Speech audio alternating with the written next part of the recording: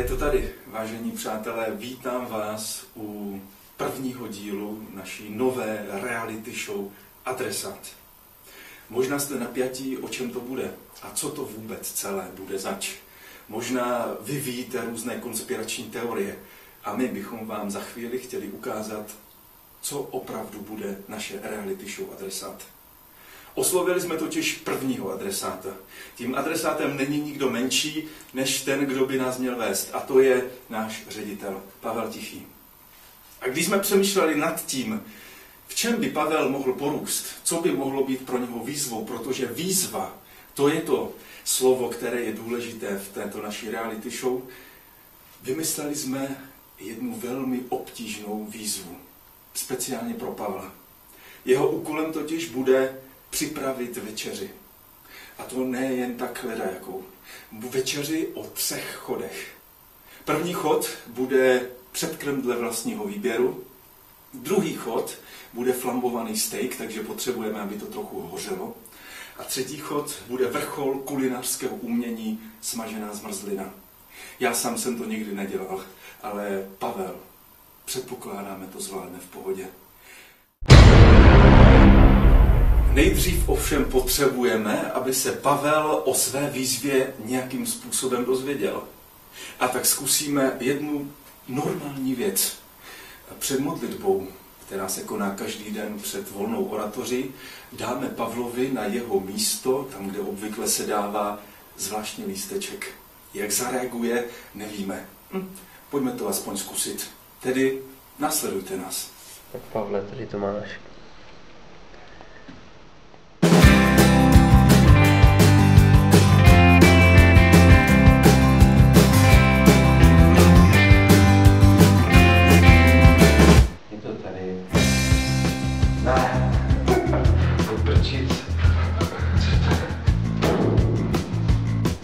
Hlavní chod, flambovaný steak s přílohou, plátní, dezert, smažená cuše, smažená zmrzlina.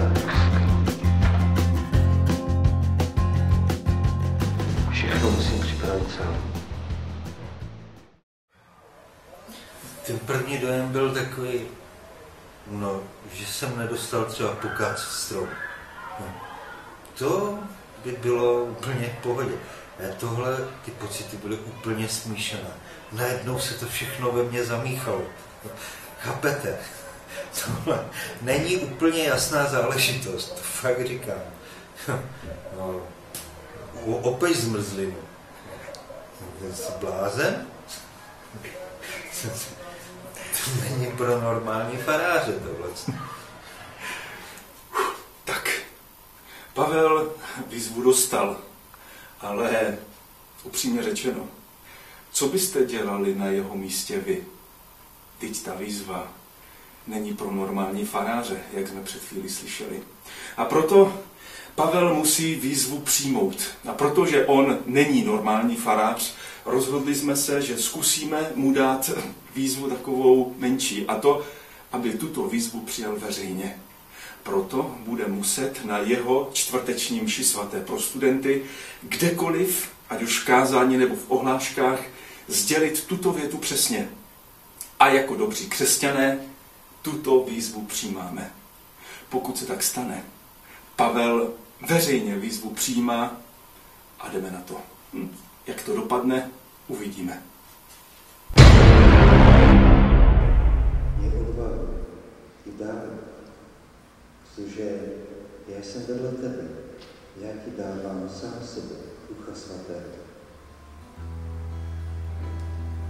A jako dobří křesťané tuto výzvu přijímáme.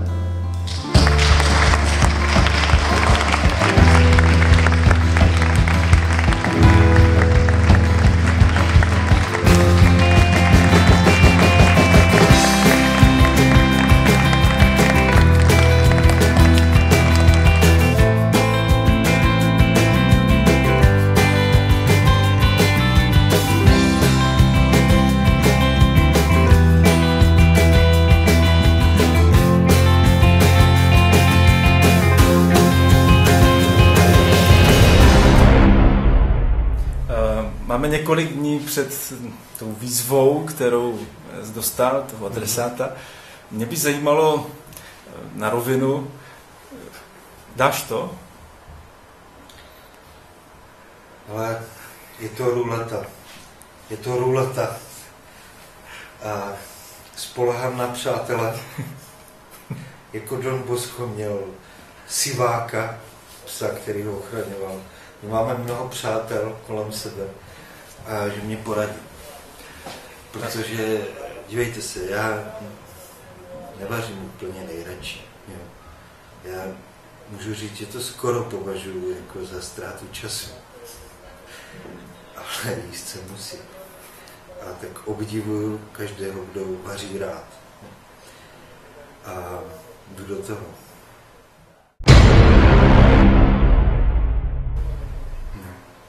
Kdo si myslí, že přijde? Honí se mi hlavou několik osob, které by mohly přijít.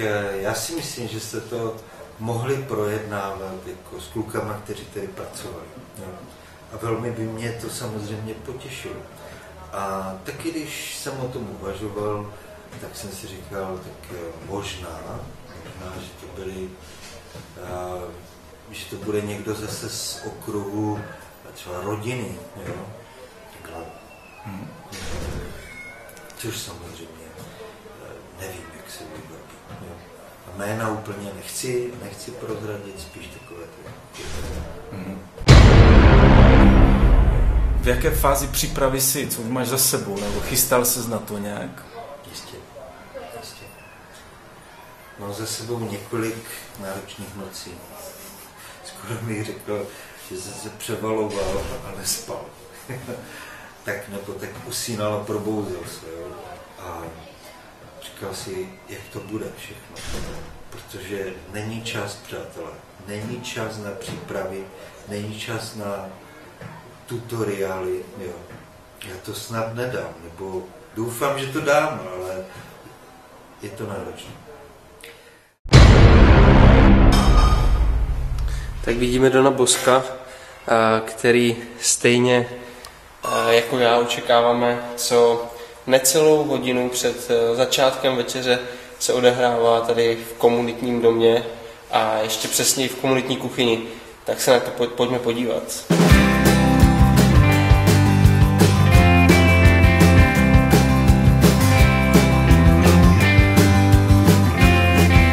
Zdají se maliny, jo? Jako našel jsem výborný malinový sirup. No, ještě tam trošičku dám. Jo. To bude laskominá asi bude. A sladoučké. připravil jsem si šladačku. To bude výborné. To je prostě bomba. No, možná se to i povede. A zatímco Pavel vaří, my jsme se vypravili pro jeho hosty. Jeli jsme nějakých pár desítek kilometrů a jeli jsme do jeho rodiště, do Zlína. Protože jsme jeli, přátelé, pro jeho rodiče. No řekněte sami, není hezké, když nenormální farář dělá takovou nenormální večeři pro svoje normální rodiče. On vařívával doma? Nebo jak to bylo? Nevaří, mama. Udělal vaječinu, plynně Takže a takové ty základní věci, já myslím, že třeba brambory navařit. Já myslím, že by neumřel hladný. Tak. Zatímco naši hosté jsou na cestě, tak Pavel opravdu finišuje. Tady předkrm. Ovšem. Nachystaný Pavle, losos, jo? Bylinkové máslo a olivka. Olivka. Tak uvidíme.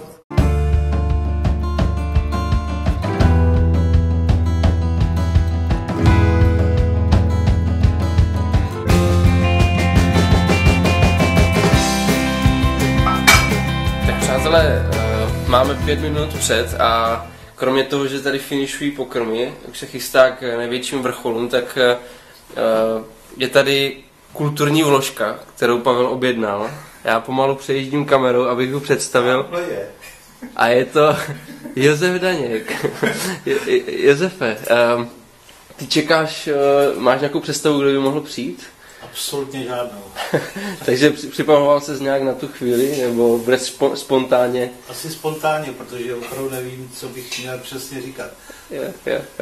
Takže a když už přijde bezdomovec, nebo přijde nějaký vážený člověk, nebo nějaký, tak si s tím poradíš? Tak doufám.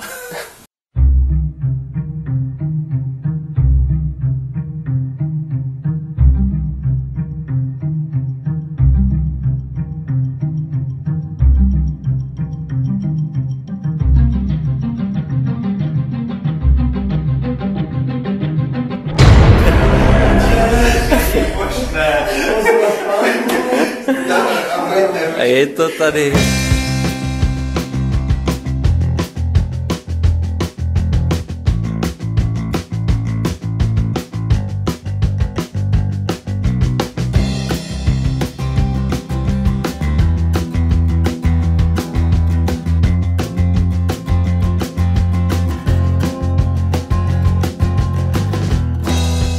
Valaši flangovou slevicu.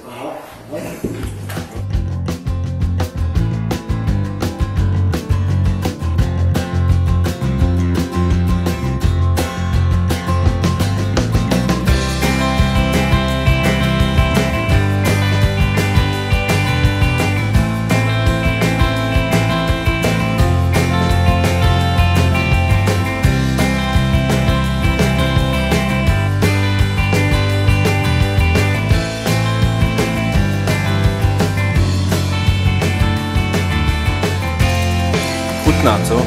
Vynikající. Jsem v životě nejedl. Bylo to dobré, moc dobré. Máš to za sebou. Co se dá? Chutnalo vám? Mám zaplet za to, za všecko. Výborné. Dobře to slavě.